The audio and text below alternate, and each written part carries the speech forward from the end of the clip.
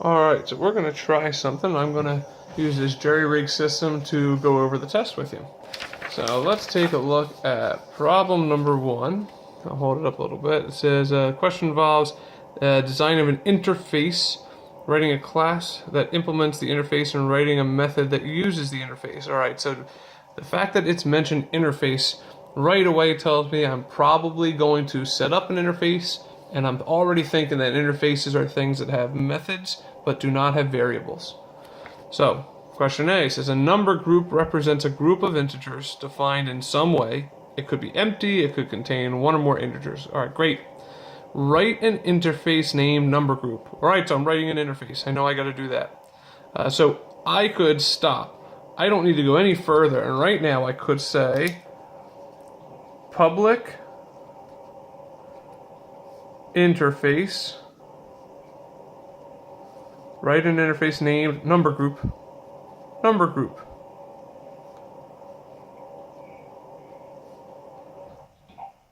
And I'm going to have some open curly and a closed curly. And I'm done one part of this problem already. Because if it says write an interface named number group, no matter what else it says, I'm going to do that. And coincidentally enough, that's 1 point on the problem already. So, write an interface number group that represents a group of integers. The interface should have a single contains method.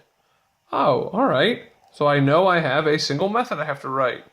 Now, I don't know whether it should be public or private, but since it's an interface, and interfaces are always implemented, meaning the thing implementing it has to write out the code for it, I'm assuming it's going to have to be public, because you can't talk to something that's private that's in another class. So, I have a public method. I don't know if it has a return type, so let's read a little bit more. The interface should have a single contains method that determines if a given integer is in the group. For example, if group 1 is of type number group and it contains only the numbers -5 and 3, then group 1 dot contains -5 would return true. Return true. So this must be a Boolean method. Public Boolean contains. Now the last question I have, are there any parameters for this method? Because all I have to do is declare this method in the interface. Well, on this same line where it said group 1 dot contains and puts a -5 in there, group 1 dot contains a 2, it's telling me that there is a parameter. These parameters are integers. The fact that the number group contains integers and talks about integers is a good sign that this method should be public Boolean contains int, and we can call it num, although that really doesn't matter. Now, since this is an interface, I'm not saying how to figure out whether it contains a number. I'm just saying anything that is a number group must do this. It must define this method. So, I'm done for right now. This is all you had to do for question A. Just because we're on an AP test does not mean you're going to have to write a ton of code. Sometimes, our programs are really short and simple. This is a perfect example of a time when it is. So, let's look at the next part, part B. Alright, so this one says a range represents a number group that contains all and only the integers between a minimum value and a maximum value inclusive. Write the range class. I know what I'm doing. I'm writing a class. So I could stop right now and say public class range. Now, if you keep reading it, write the range class, which is a number group. A number group is a interface. So if range is a number group, then it must implement an interface. So range implements, I can't spell, implements number group. Public class range implements number group. Now, my range class is a number group. I got a point on the problem. Let's keep reading. Write the range class, which is a number group. The range class represents the group of int values that range from a given minimum value up through a given maximum value, inclusive. For example, the declaration number group range 1 is a new range. What's happening here? They're telling me what my constructor looks like. I'm making a new range, and I know that range has a minimum and maximum value. Well, this is how it's set up. I have two integers in my constructor. Now it's also telling me that, hey, this range represents the values -3 through +2. Well, that's what we were just talking about. Write the complete range class. Include all necessary instance variables, all right, and methods, as well as a constructor. Now, you guys should be familiar enough with classes that these three things would go without question if we said write a class. If we say write a class, you should say, variables, methods, constructor. I know I need all those things. But this is helping you out. It's being even more explicit. So if I wanted to, I can even write a little note to myself. Data members, constructor, and methods. Now, the one reason I would say maybe don't do this is I've just used up some space on my page and kind of forced my hand a little bit of where things are going to fall on the page. But I know I need these three things. I know I have a sense for how long they're going to be, so I think I'll be okay. So, my guess up here that we're going to have a constructor with 2 ints is confirmed down here, because it says a constructor that takes 2 int parameters. The first parameter represents the minimum value, and the second parameter represents the maximum value of the range. You may assume the minimum is less than or equal to the maximum.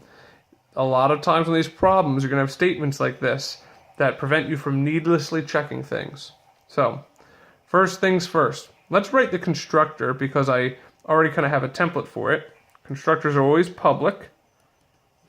They don't have a return type. It's just public range, whatever the name of the class is.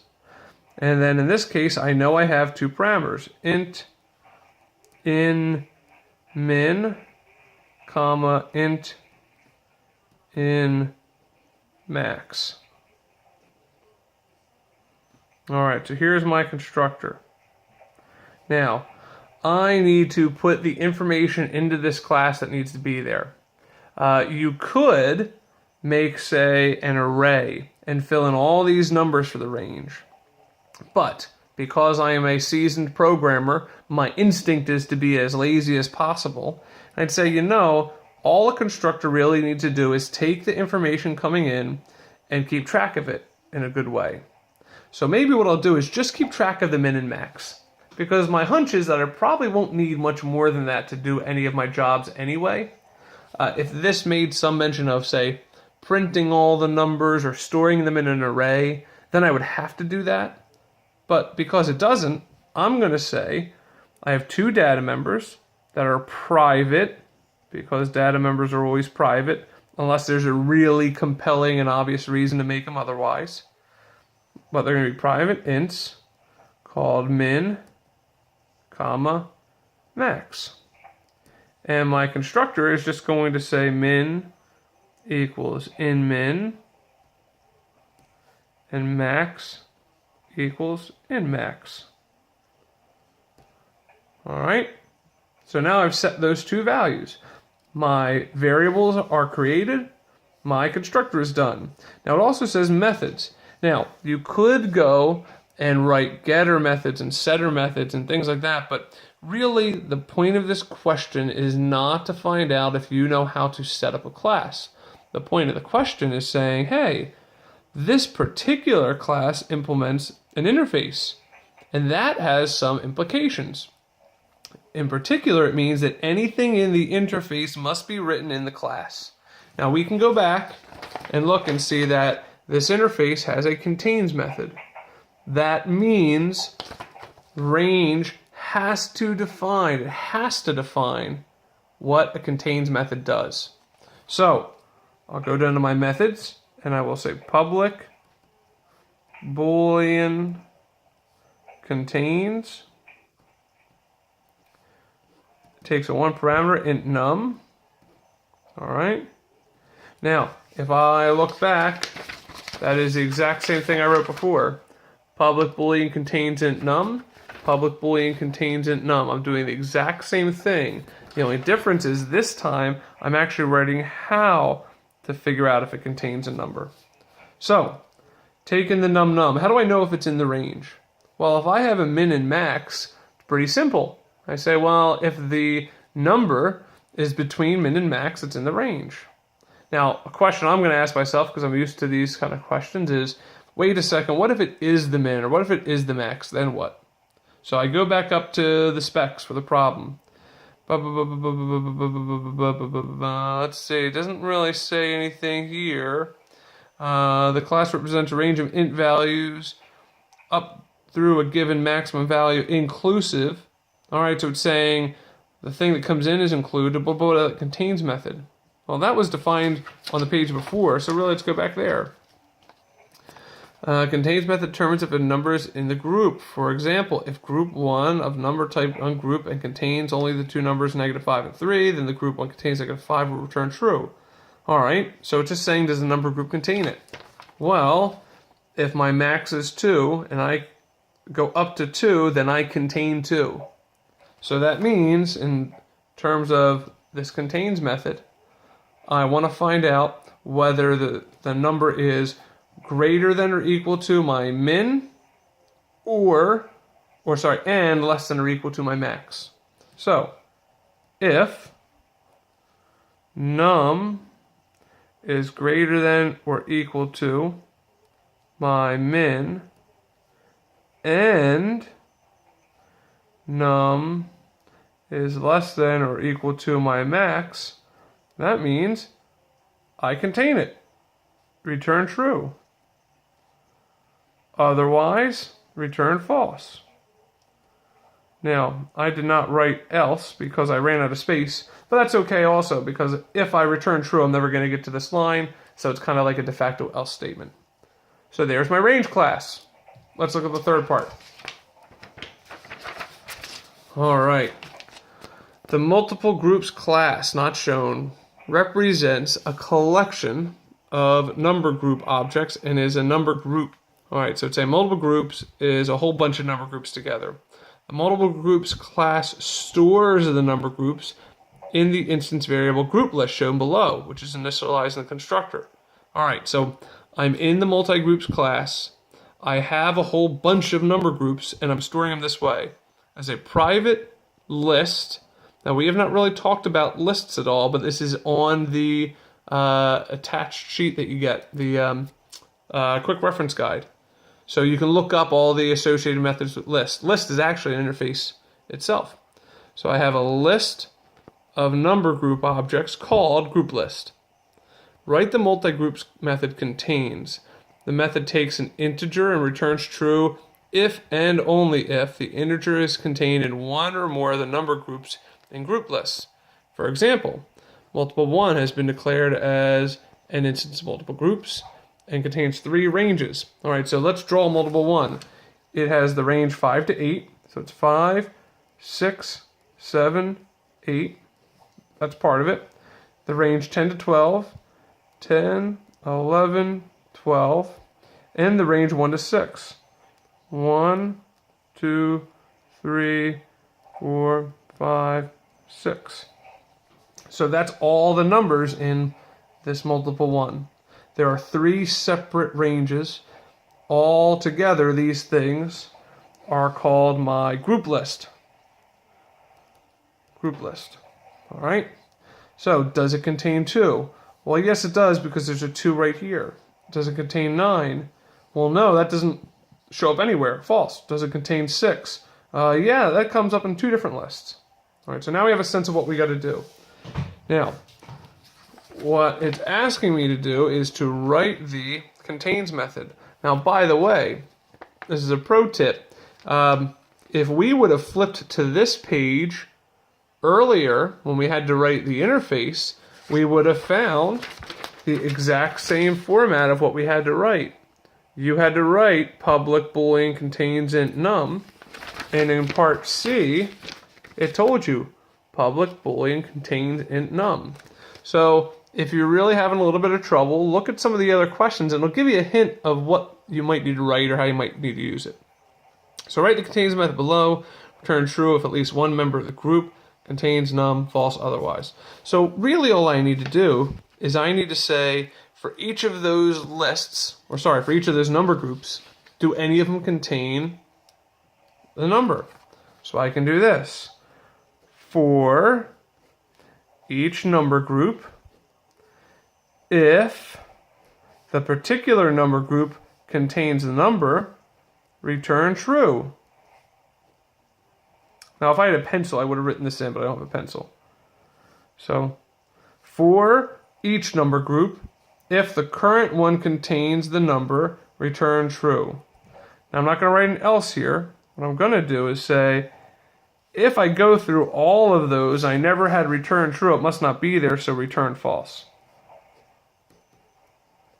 Okay, for each number group, I got to do that. Two ways, I could do the standard loop, or I could do the for each loop. In this case, I'm going to do the for each loop. For each number group, call it n, in, what's the name of our list again? Group list.